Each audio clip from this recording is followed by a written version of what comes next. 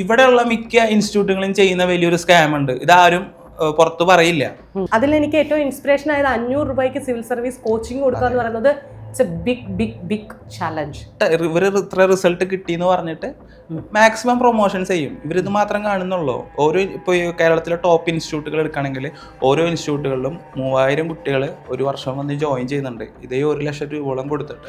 ഈ 3000 കുട്ടികളിൽ ആകെ 1 കുട്ടി 2 കുട്ടി ആ വർഷം ക്രാക്ക് ചെയ്യുന്നുണ്ടാവുള്ളൂ. അപ്പോൾ ബാക്കിയുള്ള കുട്ടികൾ ക്രാക്ക് ചെയ്ത കുട്ടികളൊക്കെ അവർക്ക് ഹാപ്പി, പഠിപ്പിച്ചവരും ഹാപ്പി. പക്ഷെ ക്രാക്ക് ചെയ്യാത്ത ഒരുപാട് കുട്ടികളുണ്ട്. ഇവരൊക്കെ എമൗണ്ട് അവിടെ പോവല്ലേ ആക്ച്വലി ചെയ്യുന്നത്. ആദ്യമായിട്ട് ജോയിൻ ചെയ്യാൻ വരുന്ന കുട്ടികളാ ഇവിടെ പഠിച്ചു കഴിഞ്ഞാൽ IAS ആവാം. അതാണ് ഈ പ്രൊമോഷൻസ് തന്നെ അങ്ങനെയാണ്. ഇവിടെ പഠിക്കൂ, ഇവിടെ പഠിച്ചു കഴിഞ്ഞാൽ 1 വർഷം കൊണ്ട് IAS ആവാം. അങ്ങനെ ആവാൻ പറ്റില്ല. ഒരുപാട് പേര് പറയാറുണ്ട് ഇപ്പോൾ 2000-ലധികം സ്റ്റുഡൻസ് ഉള്ളതുകൊണ്ട് ലക്കാന്നൊക്കെ പറയാറുണ്ട്. പക്ഷെ എനിക്കത് ഒട്ടും തോന്നിയിട്ടില്ല. കാരണം 4 മാസം ആകെ 1 കുട്ടി മാത്രമേ ഉണ്ടായിരുന്നുള്ളൂ. സിവിൽ സർവീസ് സ്വപ്നം കണ്ട അഭിജിത്താണ് ഇന്ന് എന്നോടൊപ്പം ഉള്ളത്. നമസ്കാരം. നമസ്കാരം. ഒരൊറ്റ വരിയും ഞാൻ ഒതുക്കുന്നില്ല. സിവിൽ സർവീസ് പഠിക്കാൻ പോയപ്പോൾ ഏറ്റവും കൂടുതൽ നേരിട്ടത് ഫിനാൻഷ്യൽ സ്ട്രഗിളാണ്. അതിനുശേഷം ആ സ്ട്രഗിളിനെ മറികടക്കാൻ വേണ്ടിയിട്ട് സ്വന്തമായിട്ട് അങ്ങനത്തെ കുട്ടികൾക്ക് വേണ്ടിയിട്ട് ഒരു സിവിൽ സർവീസ് കോച്ചിങ് ഓൺലൈനായിട്ട് കൊടുക്കുന്ന ജിയോഡ് എന്ന് പറഞ്ഞ ഒരു സ്ഥാപനം തുടങ്ങി, ഒരു സ്റ്റാർട്ടപ്പ് തുടങ്ങി. എങ്ങനെ പോകുന്നു അഭിജിത്തെ കാര്യങ്ങളൊക്കെ? സ്റ്റാർട്ട് ചെയ്യാൻ ഒരുപാട് കാരണങ്ങൾ ഉണ്ടായിരുന്നു എൻ്റെ ഒരു ജേണിയുടെ. അതിൽ എനിക്ക് ഏറ്റവും ഇൻസ്പിറേഷൻ ആയത് 500 രൂപയ്ക്ക് സിവിൽ സർവീസ് കോച്ചിങ് കൊടുക്കുക എന്ന് പറയുന്നത് it's a big big big challenge. കാരണം നമുക്കറിയാം, നമ്മളെല്ലാവരും, ഞാൻ ഒരു സിവിൽ സർവീസ് പഠിക്കാൻ പോയ ഫിനാൻഷ്യലായിട്ട് മാറ്റിവെച്ച ഒരാളാണ്. നമുക്ക് പറ്റൂല എന്നുള്ളതുകൊണ്ട് മാറ്റിവെച്ച ഒരാളാണ്. അപ്പം അഭിജിത്തിന് ഇത്രത്തോളം ഹോണ്ട് ചെയ്യണമെങ്കിൽ അതിന് പിന്നിലൊരു കാര്യം ഉണ്ടാവും. എന്താണ്? ഇപ്പോൾ മിക്ക കുട്ടികളും ഡിഗ്രി കഴിഞ്ഞതിന് ശേഷമാണ് സിവിൽ സർവീസിലേക്ക് പോകുന്നത്. അതുപോലെ തന്നെയാണ് ഞാനും. ആക്ച്വലി ഞാൻ ഈ ഒരു ഫീൽഡിലേക്ക് വരേണ്ട ആളല്ല. എനിക്ക് ആസ്ട്രോണമി, കോസ്മോളജി, യൂണിവേഴ്സിനെ പറ്റിയൊക്കെ പഠിക്കാൻ ഒരുപാട് ഇഷ്ടമുള്ള ആളായിരുന്നു. ഞാൻ ഡിഗ്രി എടുത്തത് ഫിസിക്സ് ആയിരുന്നു. ഇപ്പോൾ ഞാൻ എൻ്റെ +1 +2 മാർക്ക് ലിസ്റ്റ് നോക്കി അറിയാം എനിക്ക് ഫിസിക്സിൽ മാത്രം A+ ഉള്ളൂ. കാരണം എനിക്ക് അത്രയും ഇൻട്രസ്റ്റ് ഉള്ള സബ്ജക്റ്റ് ആയിരുന്നു. അത് മാത്രം ഞാൻ പഠിച്ചിട്ടുണ്ടായിരുന്നുള്ളൂ. പണ്ടേ മുതലുള്ള ശീലമാണ് എപ്പോഴും ഇൻട്രസ്റ്റ് ഉള്ള സബ്ജക്റ്റ് മാത്രം അത്ര എഫോർട്ട് എടുത്ത് പഠിക്കാറുള്ളൂ. പിന്നീട് ഫിസിക്സ് ഞാൻ ഡിഗ്രി എടുത്തു. അവിടെ NCCയിലെല്ലാം ജോയിൻ ചെയ്തു. അപ്പോൾ NCCയിൽ ജോയിൻ ചെയ്തപ്പോൾ ക്യാരക്ടറും പേഴ്സണാലിറ്റി ആകെ ചേഞ്ച് ചെയ്തു. ഇപ്പോൾ ഒപ്പമുള്ള കുട്ടികളാണെങ്കിലും ഡിഫൻസിലേക്ക് കയറാനും PSC എഴുതി SSC UPSC ഒക്കെ എഴുതി കയറാൻ ആണ് എല്ലാവരും ആഗ്രഹിച്ചിരുന്നത്. അപ്പോൾ അതുപോലെ ഞാനും അങ്ങനെ ആ ഒരു ഫീൽഡിലേക്ക് പോകാൻ എനിക്കൊരു ഇൻട്രസ്റ്റ് തോന്നി. ലൈഫ് മൊത്തം ഡിസിപ്ലിൻഡായി. ഒരുപാട് ക്യാമ്പുകൾ അറ്റൻഡ് ചെയ്തു, ഷൂട്ടിംഗ് ക്യാമ്പുകളൊക്കെ അറ്റൻഡ് ചെയ്തിട്ടുണ്ട്. അപ്പോൾ അങ്ങനെ ഒരുപാട് മാറി. അപ്പോൾ ഡിഗ്രി കഴിഞ്ഞതിന് ശേഷം സിവിൽ സർവീസ് പഠിക്കാൻ വേണ്ടി ട്രിവാൻഡ്രത്തേക്ക് ഞാൻ പോയി. അപ്പോൾ അവിടെ മിക്ക ഇൻസ്റ്റിറ്റ്യൂട്ടുകളിലും ഒരു 70 to 1 lakh rupees വരെയാണ് ഒരു PCM batch, prelims cum mains ബാച്ചിന് മേടിക്കുന്നത്. അപ്പോൾ അത് അഫോർഡ് ചെയ്യാൻ എനിക്ക് പറ്റുന്നുണ്ടായിരുന്നില്ല. ഞാൻ ഓപ്ഷണൽ സബ്ജക്റ്റ് വേറെ എടുത്ത് പഠിച്ചിട്ടുണ്ടായിരുന്നു. പക്ഷേ മെയിൻ ബാച്ചിലേക്ക് ഞാൻ ജോയിൻ ചെയ്തിട്ടുണ്ടായിരുന്നില്ല. അഭിജിത്തിന്റെ നാട് എവിടെയാണ്? തൃശ്ശൂർ നിന്നാണ് ട്രിവാൻഡ്രത്തേക്ക് പോയത് അല്ലേ? ഒന്നും അറിയാതെയാണോ തൃശ്ശൂരിൽ നിന്ന് നേരെ ട്രിവാൻഡ്രത്തേക്ക് കയറിയത് ഈ ഡിഗ്രി കഴിഞ്ഞിട്ട്? അവിടെ ഒരുപാട് ഇൻസ്റ്റിറ്റ്യൂട്ടുകൾ ഉണ്ടെന്ന് അറിയാം. സിവിൽ സർവീസ് കോച്ചിങ് ഒരുപാട് ഇൻസ്റ്റിറ്റ്യൂട്ടുകൾ പ്രൊവൈഡ് ചെയ്യുന്നുണ്ട്. ട്രിവാൻഡ്രത്താണ് ഏറ്റവും കൂടുതലുള്ളത്. അപ്പോൾ അതുകൊണ്ട് തന്നെയാണ് അവിടേക്ക് ട്രിവാൻഡ്രം തന്നെ നല്ലൊരു ഓപ്ഷൻ എന്ന് വിചാരിച്ചിട്ട് തന്നെയാണ് പോയത്. പക്ഷേ ഇത്രയും ഫീസുള്ള കാര്യം ആദ്യം അറിയണ്ടായിരുന്നില്ല. കാരണം SSC PSC കാറ്റഗറിയൊക്കെ ഫീസ് കുറവാണ്. ഒരു 20 to 30K അടുത്തൊക്കെ വരുന്നുള്ളൂ ഫീസ് സ്ട്രക്ചർ. പക്ഷേ UPSCക്ക് കിടക്കുമ്പോൾ അത്രയും വാസ്റ്റ് സിലബസ് ആയതുകൊണ്ട് അത് 1 ലക്ഷത്തിൻ്റെ അടുത്തേക്കൊക്കെ വരാണ്. പിന്നെ ട്രിവാൻഡ്രത്ത് നിന്ന് പഠിക്കാൻ വേറെ എക്സ്പെൻസ്. ഇപ്പോൾ PG നിൽക്കുകയാണെങ്കിൽ 8000 രൂപ വരും. എങ്ങനെ പോയാലും ഒരു വർഷം കോച്ചിങ്ങും അല്ലാതും കൂടി 2-2.5 ലക്ഷം എന്തായാലും എക്സ്പെൻസ് വരും. ഒരു മിഡിൽ ക്ലാസ് ഒരു ലൈഫ് സ്റ്റൈലിൽ വരുന്ന ഒരു കുട്ടീനെ സംബന്ധിച്ച് അത് വളരെ ബുദ്ധിമുട്ടുള്ള ഒരു കാര്യമാണ്. അപ്പോൾ ഞാൻ അങ്ങനെ വന്നൊരാളാണ്. അവിടെ എത്തിയിട്ട് കോച്ചിങ് സെന്ററിൽ അന്വേഷിച്ചിട്ട് പിന്നെ എന്താ ചെയ്തത്? അപ്പോൾ എനിക്ക് മനസ്സിലായി ഇത് എനിക്കിപ്പോൾ അഫോർഡ് ചെയ്യാൻ പറ്റില്ല. ഇപ്പോൾ എൻ്റെ വീട്ടിൽ ചോദിച്ചു കഴിഞ്ഞാൽ പൈസ ഒക്കെ തരും. ഇപ്പോൾ ലോൺ എടുത്തിട്ടാണെങ്കിലും അല്ലെങ്കിൽ ചേട്ടൻ പുറത്താണ്, ചേട്ടനാണെങ്കിലും അയച്ചു തരും. പക്ഷേ ഇത് 1 വർഷം കൊണ്ട് കിട്ടുന്ന ഒരു എക്സാം അല്ല. അത് അത്രയും ഫോക്കസ് ചെയ്ത് പഠിച്ച് ഒരു ഫൈനാൻഷ്യൽ ബാക്ക്ഗ്രൗണ്ട് ഉള്ള ഒരു വീട്ടിൽ നിന്നൊക്കെ ആണെങ്കിൽ, നല്ല ഗുഡ് ഫൈനാൻഷ്യൽ ബാക്ക്ഗ്രൗണ്ട് ഉള്ള ഒരു വീട്ടിൽ നിന്നാണെങ്കിൽ നമുക്ക് കുഴപ്പമില്ല, അവിടെ നിന്ന് പഠിക്കാനൊക്കെ പറ്റും, ഫ്രീ ആയിട്ട് പഠിക്കാൻ പറ്റും. പക്ഷെ എൻ്റെ സിറ്റുവേഷൻ അങ്ങനെ ആയിരുന്നില്ല. അപ്പോൾ എനിക്ക് പറയില്ല 1 വർഷം കൊണ്ട് എനിക്കത് ക്രാക്ക് ചെയ്യാൻ പറ്റുമോ. അപ്പോൾ അത്രയും റിസ്ക് എലമെന്റ്സ് അവിടെ കൂടുന്നുണ്ട്. ഇപ്പോൾ ചേട്ടൻ്റെ ആണെങ്കിൽ ഒരു 2 വർഷം കഴിഞ്ഞാൽ ചേട്ടൻ്റെ കല്യാണമൊക്കെ വരും. അപ്പോൾ അത് കഴിഞ്ഞ് കഴിഞ്ഞാൽ അവിടെ നിന്നുള്ള ഫണ്ടിങ് നിൽക്കുമോ, പിന്നെ എനിക്ക് അവിടെ നിന്ന് പഠിക്കാൻ പറ്റുമോ, അങ്ങനത്തെ ഒരുപാട് ടെൻഷൻസ് ഒക്കെ ഉണ്ടായിരുന്നു. അപ്പോൾ പിന്നെ ഞാൻ അവിടെ എനിക്ക് എൻ്റെ ചെറിയ ചിലവുകൾക്കൊക്കെ ഞാൻ ട്യൂഷൻ എടുത്തിട്ടുണ്ടായിരുന്നു. ഞാൻ ചെറുപ്പം മുതലേ +1 മുതലേ ഞാൻ ട്യൂഷൻ എടുക്കുന്നതാണ്. ആദ്യം വീട്ടിലൊക്കെ ട്യൂഷൻ എടുത്ത് തുടങ്ങി. പിന്നീട് ഒരു ട്യൂഷൻ സെൻറ്ററിൽ പ്ലസൻറ്റ് എന്ന് പറഞ്ഞ ട്യൂഷൻ സെൻറ്ററിലൊക്കെയാണ് ഞാൻ ആദ്യം ട്യൂഷൻ എടുത്ത് തുടങ്ങിയത്, ട്യൂഷൻ സെൻറ്ററിലായിട്ട് എടുത്ത് തുടങ്ങിയത്. അപ്പോൾ ആ ഒരു ഇത് വെച്ച് പിന്നീട് അവിടെ ഒരു ട്യൂഷൻ സെൻറ്ററിലൊക്കെ എടുക്കാൻ തുടങ്ങി. പിന്നെ ടീച്ചർ എന്ന് പറഞ്ഞൊരു പ്ലാറ്റ്ഫോം ഉണ്ടായിരുന്നു ഓൺലൈനായിട്ട് 1-on-1 ട്യൂഷൻ എടുക്കുന്നത്. അവിടെ ഞാൻ എടുത്തിട്ടുണ്ടായിരുന്നു. അങ്ങനെയൊക്കെ ചെറിയ ചെറിയ രീതിയിൽ ഞാൻ എൻ്റെ ചിലവുകളൊക്കെ ഞാൻ അതിൽ നിന്ന് ഉണ്ടാക്കി.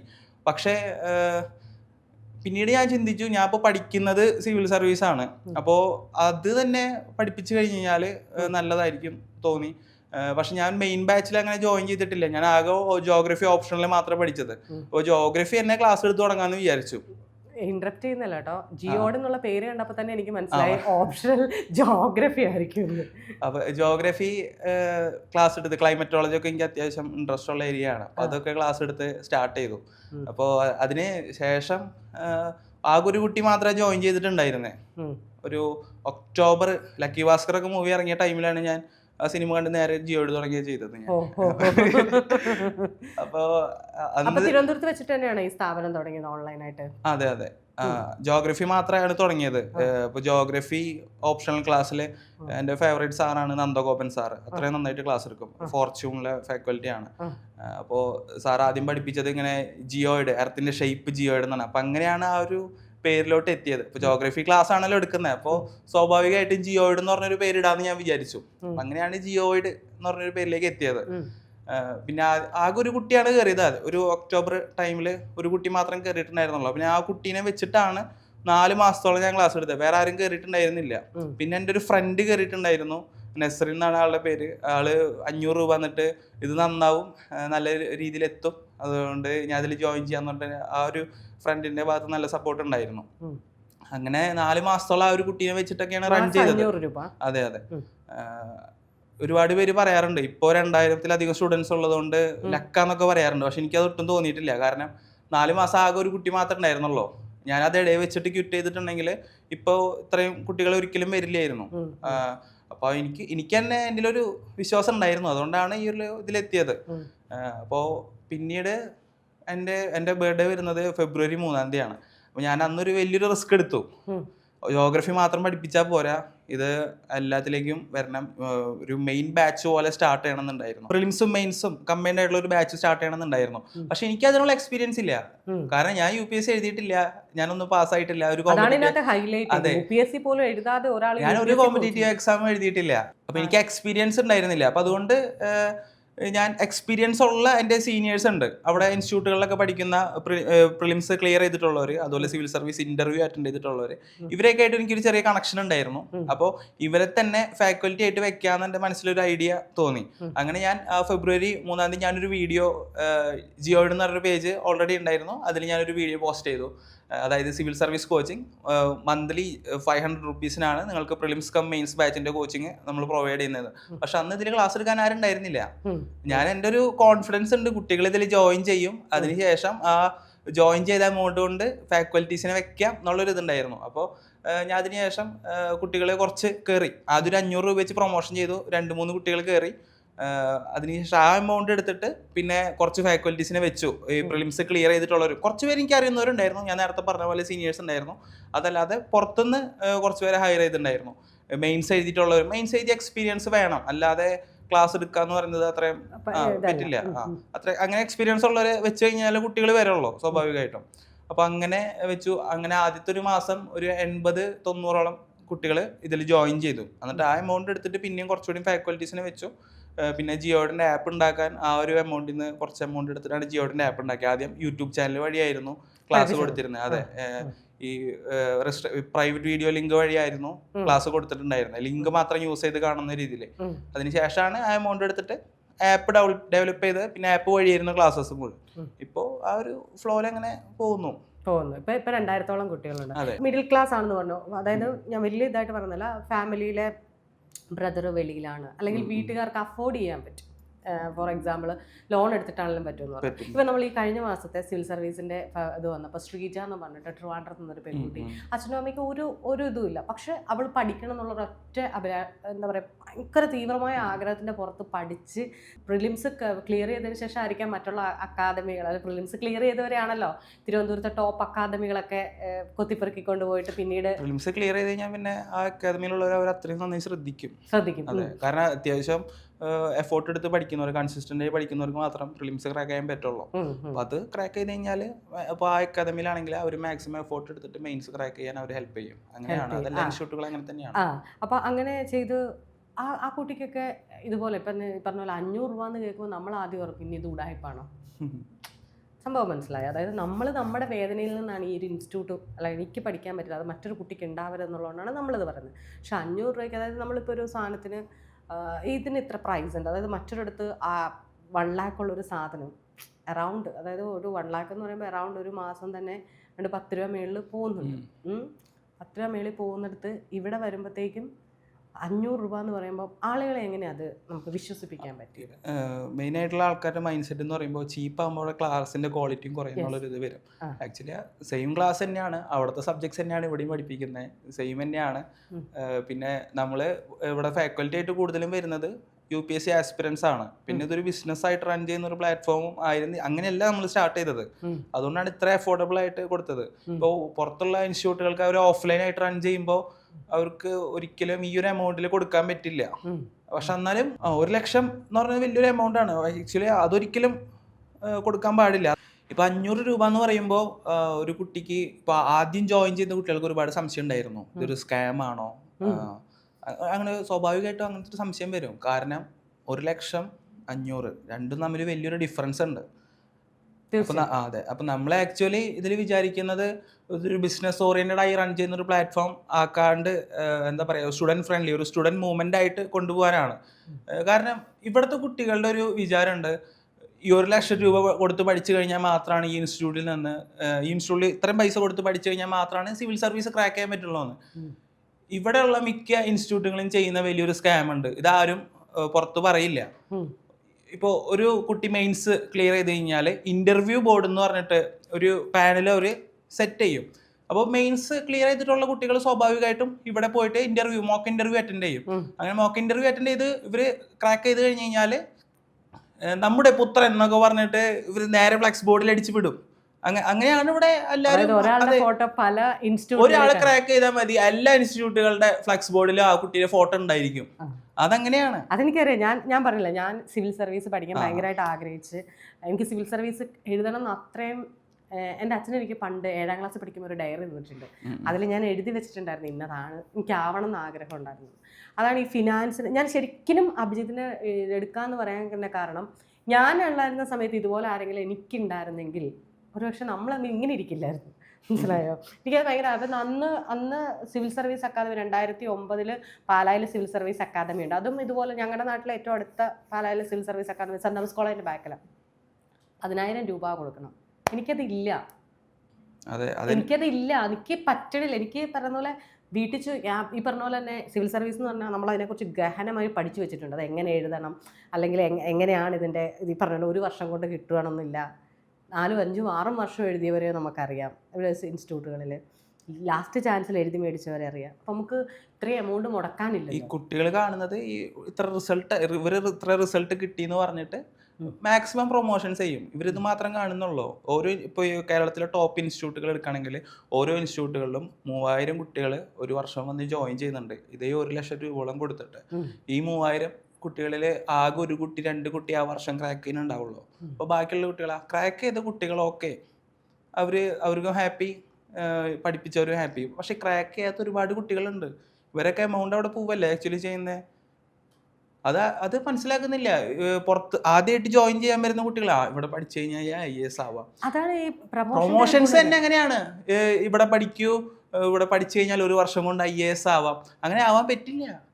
കാരണം ഇതിന്റെ പാസ് പെർസെന്റേജ് തന്നെ അത്രയും കുറവാണ്. 0.5 പാസ് പെർസെന്റേജ് ഒക്കെയാണ് ഉള്ളത് UPSC സിവിൽ സർവീസിന്. ഇപ്പൊ കേരളത്തിൽ നിന്ന് ഓൾമോസ്റ്റ് ഒരു 15,000 പേരോളം എക്സാം എഴുതുന്നുണ്ട് ഓരോ വർഷം. അതിൽ ആകെ 55 പേര് 40-50 ഇടയിലുള്ള കുട്ടികൾ മാത്രം ക്രാക്ക് ചെയ്യാൻ പറ്റുള്ളൂ. അത് അത് അത്രയും കൺസിസ്റ്റന്റ്, അത് അവരുടെ ടാലന്റ് ആണ്. അത് ഒരു ഇൻസ്റ്റിറ്റ്യൂട്ടുകളുടെയും പുസ്തകമല്ല അത് ആ കുട്ടിയുടെ കഴിവ് കാരണം ആ കുട്ടി ക്രാക്ക് ചെയ്തു. ഇപ്പൊ ഇത്രയും 1,00,000 രൂപ കൊടുത്ത് പഠിച്ച ഒരു കുട്ടി, ഒരുപാട് കുട്ടികൾ അവിടെ പഠിക്കുന്നുണ്ട്. അതേ ടൈം സെൽഫ് സ്റ്റഡി ചെയ്തിട്ട് അപ്പുറത്ത് ഒരു കുട്ടി ക്രാക്ക് ചെയ്യുന്നുണ്ട്. അത് ആക്ച്വലി അത് അവരുടെ ടാലന്റ് ആണ്. അത് ആദ്യം അക്സെപ്റ്റ് ചെയ്യാൻ എല്ലാവരും പഠിക്കണം. അല്ലാണ്ട് ഇവിടെ പഠിച്ചുകൊണ്ടാണ് ഇപ്പോൾ സെൽഫ് സ്റ്റഡി ചെയ്യുന്നവർ തന്നെ ടെസ്റ്റ് സീരീസ് ഓരോ അക്കാദമികളിൽ നിന്ന് എടുക്കാറുണ്ട്. അത് അവർ പ്രാക്ടീസിന് വേണ്ടി എടുക്കുന്നതാണ്. അപ്പോൾ ആ ടെസ്റ്റ് സീരീസ് എടുത്തു കഴിഞ്ഞാൽ അവർ ക്രാക്ക് ചെയ്ത് കഴിഞ്ഞാൽ നമ്മുടെ ഇൻസ്റ്റിറ്റ്യൂട്ടിൽ പഠിച്ച കുട്ടി നമ്മൾ അതാണ് ഞാൻ പറഞ്ഞത്. നമ്മൾ ആദ്യം കുട്ടികളെ വിടുന്നത് ടെസ്റ്റ് സീരീസ് എടുക്കുകയോ അല്ലെങ്കിൽ എന്തെങ്കിലും രീതിയിൽ ഇയാളുടെ പേര് അവിടെ വന്നിട്ടുണ്ടെങ്കിൽ പിന്നീട് ആ ഫ്ലെക്സ് ബോർഡിൽ ഉണ്ടാകും. കാരണം ഞാൻ തിരുവനന്തപുരത്ത് ഉണ്ടായിരുന്നപ്പോൾ ഞാനിതെല്ലാം കണ്ടിട്ടുണ്ട്. സിവിൽ സർവീസ് അക്കാദമിയിൽ ചാരാച്ചിറയിലായിരുന്നു അന്ന്, പട്ടം ചാരാച്ചിറയിലായിരുന്നു. ആ അക്കാദമിയിൽ നിന്ന് ഇതുപോലെ ക്രാക്ക് ചെയ്ത കുട്ടികളെ മറ്റുള്ള ഈ പറഞ്ഞ പ്രൈവറ്റ് ആയിട്ടുള്ള ഇൻസ്റ്റിറ്റ്യൂട്ട്, സർക്കാരിൻ്റെ ആകുമ്പോൾ നമുക്കധികം ഫീസ് ഇല്ലായിരുന്നു, SC/ST കുട്ടികൾക്കൊക്കെ ഫ്രീ ആയിരുന്നു. അപ്പം ഇവിടെ നിന്ന് കൊണ്ടുപോയി അവിടെ ക്രാക്ക് ചെയ്യിച്ച് വിജയിപ്പിച്ചിട്ട് ആ ഫ്ലെക്സ് വെച്ച കഥയൊക്കെ എനിക്കറിയാം. അതുകൊണ്ടാണ് ഞാൻ ഇത്ര കൃത്യമായിട്ട് പറയുന്നത്. പക്ഷേ ഈ പറയുന്ന ഈ കുട്ടികളിൽ ഇപ്പം നിങ്ങളുടെ അടുത്ത് വരുന്ന 500 രൂപ തരുന്ന കുട്ടികളിൽ നിങ്ങൾ എന്താണ് വളർത്താൻ ഉദ്ദേശിക്കുന്നത്? സിവിൽ സർവീസ് എങ്ങനെ ക്രാക്ക് ചെയ്യാന്നാണോ, അല്ലെങ്കിൽ ഈ നമ്മൾ എങ്ങനെയാണ് ഇപ്പം എല്ലാവരും സിവിൽ സർവീസിന് വരുമ്പോൾ ഇതെന്തോ ഒരു വലിയ സംഭവം പോലെ നമ്മളെ ഇങ്ങനെ അടിച്ചടുക്കി തരും, ഇത് കുറേ പഠിക്കാനുണ്ട്, ഇത് പറഞ്ഞാൽ കടൽ പോലെയാണ്, അതിലേത് വരും ഏത് വരത്തില്ലെന്ന് നമുക്കറിയത്തില്ല. ഇയാളാണെങ്കിൽ ഇതുവരെ എക്സാം പോലും എഴുതിയിട്ടില്ല അല്ലെങ്കിൽ ഒന്നും ചെയ്തിട്ടില്ല. അപ്പോൾ എങ്ങനെയാണ് നമ്മളൊരു കുട്ടിയോട് ഇത് നിനക്ക് ആപ്റ്റ് ആണോ, ആക്ച്വലി നീ UPSC പഠിക്കാൻ ആപ്റ്റ് ആണോ എന്നെങ്കിലും നിങ്ങൾ പറഞ്ഞു കൊടുക്കാറുണ്ടോ? നമ്മളൊരു കുട്ടി ജോയിൻ ചെയ്യുമ്പോൾ തന്നെ ഇതിന്റെ റിയാലിറ്റി ആ കുട്ടിക്ക് മനസ്സിലാക്കി കൊടുക്കാറുണ്ട്. ഇത് നിങ്ങൾ വിചാരിച്ച പോലെ 12th ഫെയിൽ അല്ലെങ്കിൽ വിക്രമാദിത്യം കണ്ട് സിനിമ കണ്ട് ഒരുപാട് മോട്ടിവേഷൻ കയറി വന്ന് എഴുതേണ്ട എക്സാം ഒന്നല്ല. ആ മോട്ടിവേഷനൊക്കെ വന്ന് പോലെ തന്നെ തിരിച്ചിറങ്ങും. കുറച്ചാൾ കഴിഞ്ഞ് കഴിഞ്ഞാൽ 1 മാസം 2 മാസമൊക്കെ പഠിച്ചു കഴിഞ്ഞാൽ അത് ആ വഴിക്ക് പോകും. നമുക്കിവിടെ വേണ്ടത് ഡിസിപ്ലിനാണ്.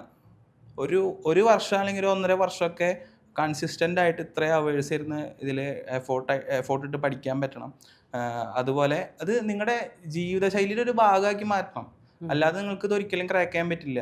ഇപ്പോൾ ജോയിൻ ചെയ്യുന്ന മിക്ക സ്റ്റുഡൻസ് 2 മാസം പഠിച്ചു കഴിഞ്ഞാൽ അവരുടെ വഴിക്ക് പോകും. പിന്നെ കുറച്ച് കഴിഞ്ഞാൽ ഒരു 2 മാസം കഴിയുമ്പോൾ പിന്നെയും വന്ന് റീജോയിൻ ചെയ്യും. അങ്ങനെയുള്ളവർക്ക് പറ്റിയിട്ടുള്ള എക്സാം അല്ല അത്.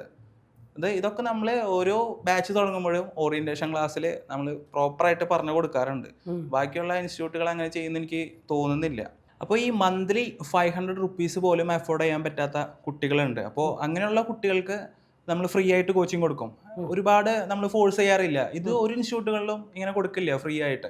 എക്സ്ട്രീം ഫൈനാൻഷ്യൽ കൺസ്ട്രെയിൻസ് അനുഭവിക്കുന്ന ഒരു കുട്ടിയാണെങ്കിൽ നമ്മൾ ആ കുട്ടിയുടെ സിറ്റുവേഷൻ മനസ്സിലാക്കിയിട്ട് തന്നെയാണ് പെരുമാറുക. ആ കുട്ടി അങ്ങനെ ഒരുപാട് കുട്ടികൾ ജിയോയിൽ പഠിക്കുന്നുണ്ട്. അതുപോലെ ഡിസബിലിറ്റി ഉള്ള കുട്ടികളാണെങ്കിലും നമ്മൾ ഫ്രീ ആയിട്ട് തന്നെ കൊടുക്കാറ്. പിന്നെ നേരത്തെ ഇങ്ങനെ ചോദിച്ചല്ലോ, ഇപ്പോൾ ജോയിൻ ചെയ്യുന്ന കുട്ടികളുടെ അടുത്ത് ഈ റിയാലിറ്റി മനസ്സിലാക്കി കൊടുക്കാറുണ്ടോന്ന്. നമ്മൾ കൊടുക്കാറുണ്ട്. ഇപ്പോൾ civil service is not every one's cup of tea. ഇപ്പോൾ ഒരുപാട് കുട്ടികൾ വെറുതെ റീൽസ് സ്ക്രോൾ ചെയ്തിരിക്കുന്നവരുണ്ട് ഇതിൻ്റെ ഒപ്പം. അങ്ങനെയുള്ളവർക്ക് ഇത് ക്രാക്ക് ചെയ്യാൻ പറ്റില്ല. അവർ അറ്റൻഷൻ സ്പാൻ കുറഞ്ഞുകൊണ്ടിരിക്കുകയാണ്. ഇപ്പോൾ ഇങ്ങനെ റീൽസ് സ്ക്രോൾ ചെയ്ത് ഒരു 5 മിനിറ്റ് 1 മണിക്കൂറായിട്ട് തോന്നും. ഈ പഠിക്കാനൊന്നും ഒരിക്കലും പറ്റില്ല. അവർക്ക് ഒരു കാര്യത്തിൽ ഫോക്കസ് ചെയ്യാനും പറ്റില്ല. അപ്പോൾ നമ്മൾ പറയാറുണ്ട്, ഇപ്പോൾ പ്രിപ്പറേഷൻ സ്റ്റാർട്ട് ചെയ്യുന്നതിന് മുന്നേ തന്നെ പറയാറുണ്ട്, ഇങ്ങനെ റീൽസ് സ്ക്രോൾ ചെയ്യണ സ്വഭാവം ഉണ്ടെങ്കിൽ അത് മാക്സിമം കുറയ്ക്കുക, ലിമിറ്റ് വെച്ചിട്ട് ചെയ്യുക. ഈ പറഞ്ഞ പോലെ 500 രൂപ പോലും അഫോർഡ് ചെയ്യാൻ പറ്റാത്ത കുട്ടികൾ എന്നുള്ളത് നിങ്ങൾ എങ്ങനെയാണ് അവരെ ചൂസ് ചെയ്യുന്നത്? ഇപ്പം ഞാനൊരു ഒരു ഒഫൻസീവ് എഴുത്തുകൾക്കകത്ത് നിങ്ങൾ കണ്ടതാണ്.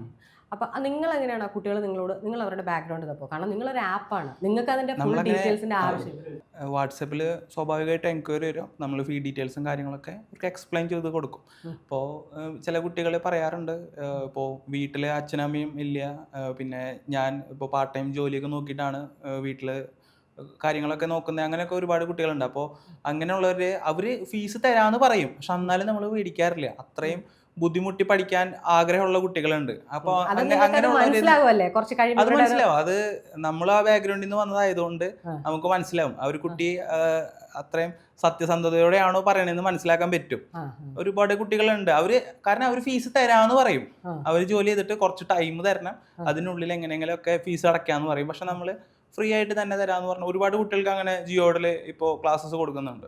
ഇപ്പോൾ ഡിസബിലിറ്റി ഉള്ള കുട്ടികൾക്ക് ഫ്രീ ആണെന്ന് പറഞ്ഞു. അതെ, അതെങ്ങനെയാണ് നിങ്ങൾ അത് അവര് സർട്ടിഫിക്കറ്റ് കാര്യങ്ങളൊക്കെ പ്രൊവൈഡ് ചെയ്ത് കഴിഞ്ഞാൽ. ഇപ്പൊ എത്ര കുട്ടികളുണ്ട് നിങ്ങൾക്ക് അവിടെ? കറക്റ്റ് നമ്പറായിട്ട് നമ്മളങ്ങനെ നോക്കി വെച്ചിട്ടില്ല. എന്നാലും ഒരു 100 കൂടുതൽ കുട്ടികൾ ഫ്രീ ആയിട്ട് നമ്മൾ കൊടുക്കുന്നുണ്ട്. ഇപ്പൊ 2000 ടോട്ടൽ 2000 കൂടുതൽ കുട്ടികളുണ്ടെന്ന് പറഞ്ഞല്ലോ. അപ്പൊ അതിലൊരു 100 പേര് കുട്ടികൾക്ക് അത് ഫുള്ളായിട്ട് ഫ്രീ ആയിട്ടുള്ളവരല്ല. ഇപ്പോ ചില കുട്ടികൾ പറയും നമുക്ക് 2 വർഷത്തേക്ക് ആകെ 5000 രൂപ മാത്രം വരുന്നുള്ളൂ. നിങ്ങളുടെ കോഴ്സിന്റെ അത് ഇതുവരെ നമ്മൾ എക്സ്പ്ലെയിൻ ചെയ്തില്ല. നിങ്ങളുടെ ജിയോഡിന്റെ ഒരു പ്രവർത്തന രീതി എന്ന് പറഞ്ഞു. അപ്പൊ നമ്മൾ 2 വർഷത്തിന് ആകെ 5000 റുപ്പീസ് മാത്രമാണ് ചാർജ് ചെയ്യുന്നത്. അപ്പോൾ അത് ചില കുട്ടികൾക്ക് എടുക്കാൻ ഉണ്ടാവില്ല. അപ്പോൾ അങ്ങനെയുള്ളവർക്ക് പറയും 1000 മാത്രം ചെയ്താൽ മതി, ക്ലാസ്സസ് തരാം. കറക്റ്റ് നമ്മളൊരു ഡിമാൻഡ് വെക്കും, പ്രോപ്പറായിട്ട് പഠിച്ചു പോകണം, അങ്ങനെ ഉണ്ടെങ്കിൽ മാത്രം ഇതിൽ ജോയിൻ ചെയ്താൽ മതി എന്നുള്ളൊരു ഡിമാൻഡ് നമ്മൾ വെക്കാറുണ്ട്. വേറെ ഒന്നും നമ്മൾ അങ്ങനെ വെക്കില്ല. ഇപ്പം ജിയോഡിൽ 5000 രൂപ എന്ന് പറയുന്നുണ്ട്. ഈ നിങ്ങളുടെ എങ്ങനെയാണ് സ്ട്രക്ചർ എങ്ങനെയാണ് പോകുന്നത് ശരിക്കും? ജിയോഡ് ആപ്പ് ഡൗൺലോഡ് ചെയ്തിട്ട് മൊത്തം ഫീസ് ഒറ്റ സ്ട്രക്ചറിലാണോ കെട്ടേണ്ടത്, എങ്ങനെയാണ്? ഇപ്പോൾ ഇൻസ്റ്റാൾമെന്റ് ആയിട്ട് ചെയ്യാൻ പറ്റുമെങ്കിൽ അങ്ങനെ നമ്മൾ 2 ഇൻസ്റ്റാൾമെന്റ് ആയിട്ട് ചെയ്താൽ മതി എന്ന് പറയാറുണ്ട്. വാട്സപ്പിലേക്കാണ് എൻക്വയറീസ് വരാം. അപ്പോൾ വാട്സപ്പ് വഴിയാണ് നമ്മൾ ബാച്ചായിട്ട് തിരിച്ച് അവർക്ക് ഓരോ മെൻറ്ററിനെ അലോട്ട് ചെയ്ത് കൊടുക്കും. പേഴ്സണൽ മെൻറ്റർ സപ്പോർട്ട് കൊടുക്കുന്നുണ്ട്. അല്ലെങ്കിൽ ഇവർ കുറച്ച് കഴിയുമ്പോൾ ട്രാക്കിൽ നിന്ന് പോകും. അപ്പോൾ ആ ഒരു കൺസിസ്റ്റൻസി മെയിൻറ്റെയിൻ ചെയ്യാൻ വേണ്ടിയിട്ട് അവരുടെ സ്റ്റഡീസും കാര്യങ്ങളൊക്കെ ഒന്ന് മോണിറ്റർ ചെയ്യാൻ വേണ്ടിയിട്ട് ഒരു മെൻറ്റർ എപ്പോഴും ഉണ്ടാവും. സീരിയസ് ആയിട്ട് പഠിക്കുന്നവർ എപ്പോഴും നമ്മൾ വേറൊരു ലിസ്റ്റ് ചെയ്തിട്ട് തന്നെ നമ്മൾ കൊടുക്കും. കാരണം നമുക്കറിയാം അവർ അത്യാവശ്യം കഷ്ടപ്പെടുന്നുണ്ടെന്ന് മനസ്സിലാക്കി കഴിഞ്ഞാൽ അവർക്ക് അതിനനുസരിച്ചുള്ള സപ്പോർട്ട് നമ്മുടെ മെൻറ്റേഴ്സ് പ്രൊവൈഡ് ചെയ്യും. അപ്പോൾ വാട്സപ്പ് വഴിയാണ് നമ്മൾ കാര്യങ്ങളൊക്കെ കൂടുതലും ചെയ്യുന്നത്. പിന്നെ ബാച്ചായിട്ട് തിരിക്കും. പിന്നെ ബാച്ചായിട്ട് തിരിച്ചിട്ട് ജിയോഡിൻ്റെ ആപ്പിൽ പുതിയ കോഴ്സ് ലോഞ്ച് ചെയ്യും. എന്നിട്ട് അതിലേക്ക് ഇവരെ ബാക്ക് എൻഡ് വഴി ആഡ് ചെയ്യും. അങ്ങനെയാണ് ക്ലാസ്സസ് ഒക്കെ കൊടുക്കുന്നത്. അപ്പോൾ ഈ ക്ലാസ്സസ് കൊടുത്ത് ടെസ്റ്റും കാര്യങ്ങളൊക്കെ എങ്ങനെയാണ് ചെയ്യുന്നത്? ഒരു കുട്ടി ജോയിൻ ചെയ്ത് കഴിഞ്ഞ് കഴിഞ്ഞാൽ ഒരു 1 മന്ത് കഴിയുമ്പോൾ നമ്മൾ NCERT test, weekly NCERT test conduct ചെയ്യും. അതിന് ശേഷമായിരിക്കും പിന്നെ ഒരു എല്ലാ വർഷവും ഒരു ഒക്ടോബർ നവംബറൊക്കെ ആ ടൈം ആകുമ്പോൾ നമ്മൾ test series, prelims test series start ചെയ്യും. അതിൻ്റെ ഇടയിൽ മെയിൻസിൻ്റെ ക്ലാസ്സും നമ്മൾ കൊടുക്കും. പിന്നെ മെയിൻസ് ടെസ്റ്റ് സീരീസ് ഒക്കെ കൂടുതലും പ്രിലിംസ് കഴിഞ്ഞതിന് ശേഷമായിരിക്കും കൊടുക്കുക. അതെ. ഇപ്പം ജിയോഡ് തുടങ്ങിയിട്ട് എത്ര നാളായി? ജിയോഡ് തുടങ്ങിയിട്ട് ഇപ്പോൾ 1 വർഷം കഴിഞ്ഞിട്ടേ ഉള്ളൂ.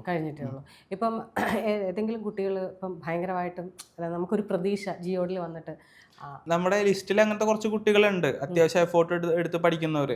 കാരണം 1 വർഷമൊക്കെ ആയിട്ടിരുന്ന് ഇപ്പോഴും ക്ലാസ്സൊക്കെ ഡെയിലി ഇട്ട് കൊടുക്കുന്ന ക്ലാസ് കറക്റ്റ് കണ്ട് പഠിച്ചു പോകുന്ന കുട്ടികളുണ്ട്. പക്ഷെ ഇതിൽ കൂടുതലും എഴുതുന്നവർ 2027 അറ്റംപ്റ്റ് കൊടുക്കുന്നവരാണ്. 2026 കുറച്ച് പേര് മാത്രം ഇപ്പൊ ഈ വരുന്ന പ്രിലിംസിന്റെ ഇത് കൊടുക്കുന്നുള്ളൂ. പക്ഷെ കൂടുതൽ പേരും 2027 ഫോക്കസ് ചെയ്തിട്ട് പഠിക്കുന്നവരാണ്. 2 വർഷം പഠിച്ച് നല്ലൊരു അറ്റംപ്റ്റ് കൊടുക്കാൻ ആഗ്രഹിക്കുന്നവരാണ് കൂടുതലും. ഇത് ശരിക്കും പാർട്ട് ടൈം ആയിട്ട് ചെയ്യുന്നവർക്കോ അല്ലെങ്കിൽ ബിസിനസ് എന്ത് ആൾക്കാർക്കും ആർക്ക് വേണമെങ്കിലും ജോയിൻ ചെയ്യാം. ഫ്ലെക്സിബിൾ ആണ്, ടൈമിംഗ് ഒക്കെ ഫ്ലെക്സിബിൾ ആണ്. ഇപ്പൊ ഇവിടെ പഠിപ്പിക്കുന്ന ഫാക്കൽറ്റി ഒക്കെ എങ്ങനെയാ? നമുക്ക് കൂടുതലും പ്രിലിംസിനൊക്കെ ക്ലാസ് എടുക്കുന്ന ഫാക്കൽറ്റീസ് ഓൾറെഡി UPSC ആസ്പിറൻസ് തന്നെയാണ്. അതിൽ മെയിൻസ് അറ്റൻഡ് ചെയ്തിട്ടുള്ളവരാണ് കൂടുതലും. പിന്നെ മെയിൻസ് ക്രാക്ക് ചെയ്ത് ഇന്റർവ്യൂ അറ്റൻഡ് ചെയ്തിട്ടുള്ളവരും ഉണ്ട്. പിന്നെ സീനിയർ ഫാക്കൽറ്റീസ് ആയിട്ട് IPS ഓഫീസർ ആയിട്ടുള്ള രമ്യ റോഷ്നി മാം ഉണ്ട്. അതുപോലെ ദൃഷ്ടി IASലെ ഫാക്കൽറ്റി ആയിട്ടുള്ള രവി പത്തക് സാർ. അപ്പോൾ ഇവരൊക്കെ വളരെ ചെറിയ എമൗണ്ടിൽ വളരെ ചെറിയ റെമ്യൂണറേഷൻ കൊടുത്തിട്ടാണ് ഇവരിവിടെ പഠിപ്പിക്കുന്നത്. അവർ ആക്ച്വലി പറഞ്ഞിട്ടുള്ളത് നമുക്ക് പൈസ ഒന്നും തന്നില്ലെങ്കിലും കുഴപ്പമില്ല, നിങ്ങൾ ഒരുപാട് കുട്ടികൾക്ക് ഫ്രീ ആയിട്ട് കൊടുക്കുന്നുണ്ട്. അപ്പോൾ അതുകൊണ്ട് അവരൊരു സർവീസ് പോലെയാണ് ഇതിനെ കാണുന്നത്. അപ്പം അങ്ങനെ ഒരുപാട് ഫാക്കൽറ്റീസ് വരുന്നുണ്ട്. അതുപോലെ ഇപ്പോൾ പുതിയ ജോയിൻ ചെയ്തിട്ടുള്ള ഫാക്കൽറ്റിയാണ് retired IRS officer Jayaprakash Rao sir. ഇപ്പോൾ സാറൊക്കെ ബഡ്ജറ്റ് ഡിപ്പാർട്ട്മെന്റിലൊക്കെ ഉണ്ടായിരുന്നതാണ്. ഹവാല മണി ലോണ്ടറിങ് ഇൻവെസ്റ്റിഗേഷൻ ടീമിലൊക്കെ ഉണ്ടായിരുന്ന അത്രയും ഹൈ ക്വാളിഫൈഡ് ആയിട്ടുള്ള ഒരു ഓഫീസറാണ്. അപ്പോൾ സാറൊക്കെ ഇതിൽ ഇപ്പോൾ ക്ലാസ് എടുക്കുന്നുണ്ട്. മെയിൻസിന്റെ ക്ലാസ്സും കാര്യങ്ങളൊക്കെ സാർ എടുക്കുന്നുണ്ട്. അപ്പോൾ അവരും ഇതുപോലെ വളരെ ഹമ്പിൾ ആയിട്ടുള്ള ആൾക്കാരാണ്. അവർക്ക് ആക്ച്വലി പൈസയുടെ ആവശ്യമില്ല. കാരണം റിട്ടയർഡ് ആയിട്ടുള്ള ഒരു സിവിൽ സർവന്റ് ആണ്. അവർക്ക് അങ്ങനെ അവരൊരു സർവീസ് പോലെ കാണുന്നതാണ്. ഒരുപാട് കുട്ടികളെ ഫ്രീ ആയിട്ട് പഠിപ്പിക്കുക, അവരെ ഗൈഡ് ചെയ്യാൻ പറ്റാന്ന് പറയുമ്പോൾ അവർക്ക് അത് വലിയ കാര്യമാണ്. അങ്ങനെയുള്ള ഫാക്കൽറ്റീസ്, സീനിയർ ഫാക്കൽറ്റീസും ജിയോഡിൽ ഇപ്പോൾ കറന്റ് ഉണ്ട്. നമ്മൾ ഈ ഫ്രീ ആയിട്ടെന്നുള്ളത് നമ്മളൊരു കൺസെപ്റ്റാണ്. അതായത് ഫ്രീ ആയിട്ട് എന്ത് കിട്ടിയാലും, ഫോർ എക്സാമ്പിൾ ഇതിനകത്തൊരു എക്സാമ്പിളായിട്ട് പറയാൻ പറ്റില്ല, മറ്റേ പ്രളയവും വന്നപ്പോഴാണോ കൊറോണ വന്നപ്പോഴാണ് കിറ്റ് തന്നിരുന്നത് സർക്കാർ. ഇറ്റ്സ് കോൾഡ് ഫ്രീ ആയിട്ട് തന്നില്ലേ എന്നാണ്. പക്ഷേ ഈ ഫ്രീ ആയിട്ട് തരുമ്പോൾ നമ്മൾ സ്വീകരിക്കുന്നവർ നമ്മൾക്കൊരു ആത്മാഭിമാനം എന്ന് പറഞ്ഞൊരു സാധനമുണ്ട് ലൈക്ക്. പക്ഷേ ഇവരതിനെ കൺവേർട്ടഡ് ആസ് എ ഞങ്ങൾ ഫ്രീ ആയിട്ട് തന്നില്ല, പക്ഷെ അത് അവരുടെ ഡ്യൂട്ടിയാണ് എന്ത് ഫ്രീ ആയിട്ട് കൊടുക്കുക എന്നുള്ളത്. പക്ഷെ നമ്മൾ ഇതേ സാധനം ഇംപ്ലിമെൻറ്റ് ചെയ്യുമ്പോൾ, നിങ്ങളുടെ ഒരു സിവിൽ സർവീസിൻ്റെ ഇതിലേക്ക് വരുമ്പോൾ നിങ്ങൾ ഫ്രീ ആയിട്ട് കൊടുക്കുമ്പോൾ ഈ കുട്ടികൾ അതിൻ്റെ റിസൾട്ട് നിങ്ങൾ എങ്ങനെയാണ് പ്രതീക്ഷിക്കുന്നത്? നമ്മളവരെ മാക്സിമം സപ്പോർട്ട് ചെയ്യും, ക്ലാസ്സസ് ഒക്കെ കൊടുക്കും. അവർ മാക്സിമം അതിന് എഫോർട്ട് എടുത്ത് പഠിക്കുന്നുമുണ്ട്. പിന്നെ പഠിച്ചിട്ട് അവർക്ക് എന്തെങ്കിലും ഇപ്പോൾ നമുക്കറിയില്ല അവരുടെ ജീവിത സാഹചര്യം എങ്ങനെയാണെന്ന് അറിയില്ല. ചിലപ്പോൾ ചിലവർ ക്വിറ്റ് ചെയ്ത് പോകും. നമ്മളങ്ങനെ ക്വിറ്റ് ചെയ്ത് പോയി കഴിഞ്ഞ് കഴിഞ്ഞാൽ അവരെ ഒരിക്കലും മോശമൊന്നും പറയാറില്ല. അതിന്റെ ആവശ്യമില്ല. നമുക്ക് ഓൾറെഡി പറഞ്ഞല്ലോ, അവരുടെ ജീവിത സാഹചര്യം വേറെ ആയിരിക്കും. നമ്മുടെ കാര്യം നമ്മൾ പറഞ്ഞ സർവീസ് അവർക്ക് കൊടുക്കുന്നുണ്ട്. അവരുടെ ജീവിത സാഹചര്യം ഇങ്ങനെ ആയതുകൊണ്ട് പഠിക്കാനുള്ള ആഗ്രഹം അവർക്കുണ്ട്. അപ്പൊ അതിനുള്ള സർവീസ് നമ്മളിവിടെ കൊടുക്കുന്നുണ്ട്. അപ്പൊ അത്ര കാര്യം നമ്മൾ ഒരുപാട് ഇതിനെപ്പറ്റി ചിന്തിച്ചു പോയി കഴിഞ്ഞാൽ നമ്മളെ അതെ നമ്മൾ ഇവരെ പറ്റിക്കുകയാണോ അങ്ങനെയൊക്കെ ചിന്തിക്കും. നമ്മൾ ഫ്രീ ആയിട്ട് കൊടുത്തു കഴിഞ്ഞാൽ നമ്മുടെ ഡിമാൻഡ് അവിടെ കുറയോ, അങ്ങനെ ഒരുപാട് തോട്ട് നമ്മുടെ ഉള്ളിൽ വരും. പക്ഷെ ഇതിനിടയിൽ അത്യാവശ്യം നന്നായി പഠിക്കുന്ന കുട്ടികളും ഉണ്ട്, സീരിയസ് ആയിട്ട്. അതെ അപ്പൊ അങ്ങനെ കുറച്ച് കുട്ടികൾ ഉള്ളതുകൊണ്ട് നമ്മൾ ഇനിയും അങ്ങനെയുള്ള കുട്ടികൾ വന്നു കഴിഞ്ഞാൽ കൊടുക്കും. അതിൽ ചിലവര് പോവും, ചിലവര് പോവില്ല. കേരളത്തിൽ നിന്ന് മുഴുവനുള്ള പിള്ളേരുണ്ടോ അതോ ഒരു 200, 250, 300 കുട്ടികളൊക്കെ പുറത്തുനിന്നാണ്. നമുക്ക് ഇംഗ്ലീഷ് ബാച്ചസ് ഉണ്ട്. ഇപ്പൊ ഈ രവി പത്തക് സാർ, ജയപ്രകാശ് റാവു സാറൊക്കെ നോർത്തിൽ നിന്നുള്ളവരാ. അവർക്ക് മലയാളം അങ്ങനെ, ജയപ്രകാശ് റാവു സാറിന് മലയാളം കുറച്ചറിയാം. ഓൾറെഡി സർവീസിൽ ഉണ്ടായിരുന്ന ഒരാളാണ്, ഒരുപാട് സ്ഥലത്ത് പോയി അങ്ങനെ പഠിച്ചിട്ടുണ്ടാവും. പക്ഷെ അവർ കൂടുതലും ഇംഗ്ലീഷാണ് ക്ലാസ്സസ് ഒക്കെ എടുക്കുന്നത്. നമ്മൾ പുതിയ ഹിന്ദി ബാച്ച് ഒക്കെ ലോഞ്ച് ചെയ്യാൻ പ്ലാൻ ചെയ്യുന്നുണ്ട്. നോർത്ത് ഇന്ത്യ വൈഡർ ഓഡിയൻസ് ആണല്ലോ, അപ്പൊ അവിടേക്ക് എത്തിക്കാൻ മാക്സിമം ട്രൈ. അതെ അഭിജിത്തെ, ഇപ്പം 23-ാമത്തെ വയസ്സിൽ ഇങ്ങനെ സ്റ്റാർട്ടപ്പ് തുടങ്ങുമ്പോൾ അഭിജിത്തിന് കുറച്ച് എക്സ്പീരിയൻസ് നമ്മൾ എങ്ങനെയാണ് ഇതിലേക്ക് വീഴുക എന്നുള്ളത് നമുക്കറിയില്ല. പക്ഷെ വീണാൽ നമ്മൾ നിലനിൽക്കണം. അപ്പം അഭിജിത്തിന് പറ്റിയ തെറ്റുകളും കുറ്റങ്ങളും, അല്ലെങ്കിൽ ഇതിങ്ങനെ നിങ്ങൾ ആവർത്തിക്കരുതെന്ന് പറയാൻ പറ്റുമോ ആരോടെങ്കിലും? ഞാൻ ആക്ച്വലി ജിയോയുടെ ഇങ്ങനെ ആവണമെന്ന് വിചാരിച്ചിട്ടല്ല. ഒരു ഓൺടർപ്രണറിന് ഉപരി എന്നെ ടീച്ചർ എന്ന് വിളിക്കുന്നതാണ് കൂടുതൽ ഇഷ്ടം. എനിക്ക് ക്ലാസ് എടുക്കാൻ പണ്ട് ഇഷ്ടമുള്ള ഒരാളാണ്. പിന്നെ നമ്മൾ എന്ത് കാര്യം സ്റ്റാർട്ട് ചെയ്യുകയാണെങ്കിലും ഒരുപാട് പേരുടെ അടുത്ത് ഡിസ്കസ് ചെയ്യാതിരിക്കുക. കാരണം എല്ലായിടത്തുനിന്നും നെഗറ്റീവാണ് കിട്ടുള്ളൂ. വളരെ കുറച്ച് പേര് സപ്പോർട്ട് ചെയ്ത് കഴിഞ്ഞാൽ, പ്രത്യേകിച്ച് അറിയുന്നവരുടെ ആരുടെ അടുത്തും പറയരുത്. അവർ ഒരുപാട് കാര്യങ്ങൾ പറയുമോ, ഇതിങ്ങനെ ചെയ്ത് കഴിഞ്ഞാൽ ശരിയാവില്ല, ഇവിടെ കുറച്ച് റിസ്കി എലമെൻറ്റ്സ് അവിടെ എടുക്കുന്നുണ്ട്, ഇത് അങ്ങനെ വർക്ക് ചെയ്യാൻ പോകണില്ല, അങ്ങനെ ഒരുപാട് ഞാനും കേട്ടിട്ടുണ്ട് ജിയോയുടെ സ്റ്റാർട്ടിങ്ങിൽ. അപ്പോൾ മാക്സിമം ഒരുപാട് അടുത്തറിയുന്നവരുടെ അടുത്ത് ഡിസ്കസ് ചെയ്യാതിരിക്കുക. അത് അങ്ങനെ തന്നെ ഫ്ലോപ്പായി പോകാനുള്ള ചാൻസ് ഉള്ളൂ. പിന്നെ എന്തെങ്കിലും കാര്യം ചെയ്ത് കഴിഞ്ഞാൽ കൺസിസ്റ്റൻ്റ് ആയിട്ട് അത് തുടരാൻ നോക്കുക. പ്രോഫിറ്റ് അല്ലെങ്കിൽ അതിൽ നിന്ന് പൈസ ഉണ്ടാക്കാൻ പറ്റണം എന്നുള്ളൊരു ഇതിൽ ഒരിക്കലും തുടങ്ങരുത്. നമ്മൾ അത് ഫോക്കസ് ചെയ്ത് കഴിഞ്ഞാൽ ചിലപ്പോൾ കിട്ടണമെന്നില്ല. നമ്മൾ എന്താണോ ചെയ്യുന്നത് അത് നല്ല വൃത്തിക്ക് നല്ല നീറ്റായിട്ട് തന്നെ ചെയ്ത് കഴിഞ്ഞാൽ അതിനൊരു നല്ലൊരു ഔട്ട്പുട്ട് ഉണ്ടായിരിക്കും. അപ്പം അത് മാക്സിമം നിങ്ങൾ ഫോക്കസ് ചെയ്യാം. അതെ മാക്സിമം അത് ഫോക്കസ് ചെയ്യാൻ നോക്കാം. എനിക്കത് പറഞ്ഞപ്പോൾ ഓർമ്മ വന്നത്, ഇപ്പം എന്നോട് തന്നെ പറഞ്ഞു, ആദ്യത്തെ 4 മാസം ഒരു കുട്ടീനെ വെച്ചിട്ടാണ് നമ്മൾ, അപ്പോൾ അത് നിർത്തിയാലോ എന്ന് വരെ നമുക്ക് ചിന്തിക്കാവുന്ന ഒരു സ്റ്റേജാണ്. കാരണം ഇത് കിട്ടിയില്ലെങ്കിലോ. പിന്നെ ഇത് ഈ പറയുന്ന സിവിൽ സർവീസിന് ഒരു സ്കോപ്പ് ഉണ്ട്. ഇപ്പം എന്നെ ഒരു ടീച്ചറെന്ന് വിളിച്ചാൽ മതി എന്നുള്ളൊരു പാർട്ട് അപ്പുറം. പെപ്സി ആണെന്ന് തോന്നുന്നു ആദ്യത്തെ ഒരു വർഷമോ എത്രയോ മാസം 9 എണ്ണം മാത്രമേ വിറ്റിട്ടുള്ളായിരുന്നു. അപ്പം ഞാൻ ഫെഡപ്പ് ആവും, ആളുകൾ ലൈഫിൽ ഫെഡപ്പ് ആവും ഇതുപോലെ. പക്ഷേ ഈ ഫെഡപ്പ് ആകുമ്പോൾ നമുക്കിപ്പം നമ്മൾ സക്സസ് പോയിന്റിൽ ഇരുന്നിട്ടാണ് നമ്മൾ പറയുന്നത്. സക്സസ് അല്ലെങ്കിൽ അതൊരു ഗ്രോയിങ് പോയിന്റാണ്. നമ്മളെ ബേസിക്, അതായത് കുട്ടിയെ നടക്കാൻ തുടങ്ങി അതിന് സ്മൂത്ത് ആയിട്ട് പൊക്കോളൂ എന്നുള്ളൊരു ഫീലിങ്ങിനാണല്ലോ ഇത് പറയുന്നത്. എപ്പോഴും സ്റ്റാർട്ടിങ് ആയിരിക്കും ഏറ്റവും ബുദ്ധിമുട്ടുണ്ടാവുക. അത് എന്ത് കാര്യമാണെങ്കിലും തുടക്കം ഭയങ്കര ബുദ്ധിമുട്ടാവും. പിന്നെ കുറച്ച് കഴിഞ്ഞ് കഴിഞ്ഞാൽ പിന്നെ അത് വളരെ സ്മൂത്ത് ആയിട്ട് നമുക്ക് ഫീൽ ചെയ്യും. എപ്പോഴും ഏറ്റവും ബുദ്ധിമുട്ടുണ്ടാവുക ആ ഇനീഷ്യൽ സ്റ്റേജിലായിരിക്കും ഏറ്റവും കൂടുതൽ ബുദ്ധിമുട്ടുണ്ടാവുക. അത് നമ്മളെ ഇപ്പോൾ നിവിൻ പോളി പറഞ്ഞ പോലെ ഒരു ടൈം വരും, ചെയ്യുന്ന കാര്യം നിർത്താണ്ടിരുന്നാൽ മതി എന്ന് പറയുന്നുണ്ട്. അപ്പോൾ അതുപോലെ തന്നെ നമ്മൾ ചെയ്യുന്ന കാര്യം അത് ആൾക്കാർക്ക് ഉപകാരപ്പെടുന്ന ഒരു കാര്യമാണെങ്കിൽ അതൊരിക്കലും ക്വിറ്റ് ചെയ്യരുത്. അത് കൺസിസ്റ്റന്റ് ആയിട്ട് അത് ചെയ്ത് കറക്റ്റ് മുന്നോട്ട് പോകാൻ മാക്സിമം ട്രൈ ചെയ്യുക. നിർത്തിപ്പോയി കഴിഞ്ഞാൽ പിന്നെ തീർന്നു. ഋഷിരാജ് സിംഗിന്റെ ഒരു അവാർഡ് വാങ്ങിക്കുന്നതായിട്ടുണ്ടല്ലോ. അത് ബിസിനസ് ഇൻസൈറ്റ് എന്ന് പറഞ്ഞൊരു മാഗസിനാണ്. ഒരുപാട് ബിസിനസ്മാനും ഓൺടർപ്രണേഴ്സിന്റെ ഒക്കെ ഒരു ഗ്രൂപ്പാണത്. അപ്പോൾ അവർ ഇങ്ങനെ വളർന്നു വരുന്ന നല്ല രീതിയിൽ പോകുന്ന സ്റ്റാർട്ടപ്പുകളൊക്കെ നോക്കിയിട്ട് അതിൽ കുറച്ച് പേരെ എടുത്ത് അവർക്കൊരു അവാർഡ് കൊടുക്കുന്നതാണ്. ഇപ്പോൾ എഡ്ടെക് ഇന്നോവേഷൻ അവാർഡാണ് എനിക്ക് കിട്ടിയത്, ജിയോയിഡിന് കിട്ടിയത്. ഓക്കെ, ജിയോഡ് മറ്റുള്ള ഇൻസ്റ്റിറ്റ്യൂട്ടിനൊരു വെല്ലുവിളി, ഭീഷണി ഉയർത്തി നിൽക്കുകയാണോ? കാരണം കുറഞ്ഞ ചിലവിൽ ഇത്രയും നന്നായിട്ടൊരു ക്വാണ്ടിറ്റേറ്റീവും ക്വാളിറ്റേറ്റീവും ആയിട്ടൊരു ഇത് കൊടുക്കുമ്പോൾ ഇപ്പം ഈ മത്സരം നമ്മൾ ആദ്യം പറഞ്ഞതുപോലെ 1 ലക്ഷവും 1.5 ലക്ഷവും 35,000 പ്രിലിംസ് മെയിൻസിന് മാത്രം മേടിക്കുന്ന ഒരു ഇതിന് നിങ്ങൾ വെല്ലുവിളിയാണോ? തീർച്ചയായും നല്ല രീതിയിൽ തന്നെ വെല്ലുവിളിയാവും. കാരണം അതേ സെയിം ക്ലാസ്സസ് തന്നെയാണ് ഇവിടെയും ക്വാളിറ്റിയിൽ അതേ ക്വാളിറ്റിയിൽ തന്നെ നമ്മളിവിടെ പ്രൊവൈഡ് ചെയ്യുന്നത്. പക്ഷെ ചില കുട്ടികൾക്ക് ഓൺലൈൻ പറ്റില്ല, ചില കുട്ടികൾക്ക് ഓഫ്ലൈൻ ക്ലാസ്സിൽ പോയിട്ട് പഠിക്കണം എന്നുള്ളവരുണ്ടാവും. അപ്പോൾ അങ്ങനെയുള്ളവർ ഇതുപോലെയുള്ള ഓഫ്ലൈൻ സെൻറ്റേഴ്സ് തന്നെ പോയിട്ട് കാര്യമുള്ളൂ. ചില കുട്ടികൾ ഓൺലൈനായിട്ട് പഠിക്കില്ല, അത് അവർക്ക് തന്നെ അറിയാം. അപ്പോൾ അങ്ങനെ പഠിക്കുന്നവർക്ക് നമ്മളൊരു കോമ്പറ്റീഷനായിട്ട് വരില്ല, ജിയോയുടെ ഒരു കോമ്പറ്റീഷനായിട്ട് വരില്ല. പക്ഷെ ഓൺലൈൻ കോച്ചിങ് ഒക്കെ വേറെ കുട്ടികൾ അവിടെ പോയി ജോയിൻ ചെയ്യില്ല. ജിയോയിൽ ഇപ്പോൾ ഒരു കുട്ടി കയറി കഴിഞ്ഞാൽ നമ്മൾ മാക്സിമം ട്രൈ ചെയ്യുന്നുണ്ട് ജിയോയിൽ നിന്നുള്ള സ്റ്റുഡൻസ് കയറാൻ വേണ്ടിയിട്ട്. അപ്പം അങ്ങനെ ഒരു കുട്ടിയെങ്കിലും കയറി കഴിഞ്ഞ് കഴിഞ്ഞാൽ 2027 ആകുമ്പോൾ നമുക്ക് മനസ്സിലാവും, കയറി കഴിഞ്ഞ് കഴിഞ്ഞാൽ പിന്നെ ബാക്കിയുള്ള ഇൻസ്റ്റിറ്റ്യൂട്ടുകൾക്കൊക്കെ വെല്ലുവിളി ആയിരിക്കും തീർച്ചയായിട്ടും. അത് ആക്കും, അതിന് വേണ്ടിയിട്ട് അതെ, തീർച്ചയായും നിങ്ങൾക്ക് അതിലൊരു കോൺഫിഡൻ്റ് ഉണ്ട്. 23-ാമത്തെ വയസ്സിൽ തന്നെ 2 കാര്യങ്ങളാണ് ചെയ്തേക്കുന്നത്. ഒന്ന്, ഒരു സ്റ്റാർട്ടപ്പ് തുടങ്ങി ഒരു സംരംഭകനായി, അതേസമയം നമ്മൾ പറയുമ്പോൾ സൊസൈറ്റിയോട് എന്തെങ്കിലും കമ്മിറ്റഡ് ആയിട്ട് ചെയ്യണം. അതാണ് ശരിക്കും സിവിൽ സർവീസ് എന്ന് പറയുന്നത്. ശരിക്കും സർവീസാണ്, ഇറ്റ്സ് കോൾഡ് സർവീസ് എന്നാണ്, സിവിൽ സർവീസ് എന്നാണ്. നമ്മളൊരു സർവീസ് ചെയ്യുവാണ്. ആ ഒരു സർവീസ് ചെയ്യാൻ സിവിൽ സർവീസ് തന്നെ വേണമെന്നില്ല എന്ന് അഭിജിത്ത് ഒരിക്കൽ കൂടെ തെളിയിച്ചിട്ടുണ്ട്. ലൈക്ക് ഒരേ സമയം നമ്മൾ വളരുന്നതിൻ്റെ ഒപ്പം ഒരു സൊസൈറ്റിയുടെ വളർച്ച എന്ന് പറയുന്നത് നമ്മൾ വളരുന്ന മാത്രമല്ല, മൊത്തത്തിൽ വളരുന്നത് കൂടെയുള്ളവരെയും കൂടെ വളരാൻ സഹായിക്കുന്നു. അതേതായാലും അഭിജിത്ത് ചെയ്യുന്നുണ്ട്. എന്തായാലും ഓൾ ദി ബെസ്റ്റ്. ജിയോട് നന്നായിട്ട് വരട്ടെ. 27-ലെ ആസ്പിരൻറ്റിന് എനിക്ക് ഇൻ്റർവ്യൂ ചെയ്യാൻ ഒരു അവസരം വരട്ടെ, നിങ്ങളുടെ UPSC കിട്ടിയ ഒരാളെ. Okay, thank you.